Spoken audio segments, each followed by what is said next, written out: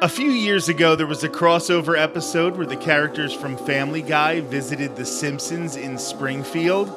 While this episode was not great, there were some funny moments. One of them was the juxtaposition of Stewie Griffin, who truly has a violent and often evil personality, and Bart Simpson, who is, at the very worst, mischievous.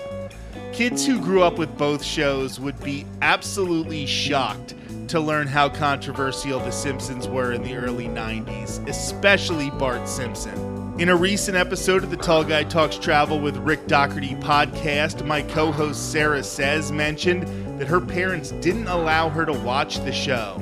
My cousins in Ohio were in the same situation because my aunt felt that Bart was just too disrespectful to his father, Homer. It's certainly not my intention to criticize Sarah's parents, and I certainly wouldn't attack my aunt on YouTube. I just wanted to share my personal experience with how The Simpsons almost saved my life as a child. I have made no secret of the fact that I grew up in an abusive household with an abusive father. In 2022, I walked Ireland's National Famine Way to raise money and awareness in the fight against domestic violence. This is a cause that is very important to me. While growing up in that situation, The Simpsons helped me manage a world that tends to bestow respect on people who hold certain roles in society, no matter the circumstances. In a flashback episode in the early seasons, Homer ripped off his work shirt to reveal a t-shirt that read, "I shot JR." This was supposed to be right after Bart was born, so despite the sketchy timeline on The Simpsons, that would have Bart being born in the summer of 1980, which is when I was born. We didn't find out who shot JR on Dallas until November 21st, 1980, when the show started. I was Bart's age. A decade after he had given up sports, my father certainly resembled Homer in weight, while I was lucky that he did pass on a full head of hair, unlike his animated counterpart. Homer was in a dead-end job. He found himself as the butt of the joke more than any other character in those early seasons. Unlike the proper sitcoms of the 50s and 60s, where fathers always knew best, to the point that Father Knows Best was literally the name of one of those shows, Homer wasn't always right when he disciplined Bart. Homer was more likely to lose his temper with Bart because of surrounding difficulties having nothing to do with the 10-year-old. My father, like Homer, would lose his temper over the smallest things. When I was 5, the neighbors heard my father screaming at me to the point that they wanted to make sure I was safe. My crime was that my father asked me to bring him a yardstick, and when I couldn't find one, I panicked and brought him a ruler. I was 5. The world tells you that parents are infallible. It is hard not to internalize that type of abuse. It's hard to not think that he was right and I deserved that type of treatment. To be fair, I did get him the wrong thing. You experience that type of doubt during the day and then turn on The Cosby Show at night and hear the audience erupt in cheers while Cliff Huxtable berates his son for getting a disappointing grade on a test. In later seasons, we found out that Theo Huxtable struggled in school because he had dyslexia. Still, yelling at Theo for having an actual learning disability is still one of the most popular, I guess you would call it, jokes of that entire series. I often struggled in my middle school years, and it wasn't until I was an adult that I found out it was because I hadn't yet been diagnosed as being autistic. As silly as it may sound, The Simpsons helped me cope. It was heavily coded that nobody respected Homer. He was fat, lazy, and frankly, dumb. When he choked Bart, it was obvious he was wrong.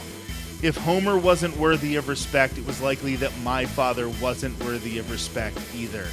That seems like an extremely simple concept, but when trying to survive abuse at 10 years old, you try to hold on to even the simplest of threads.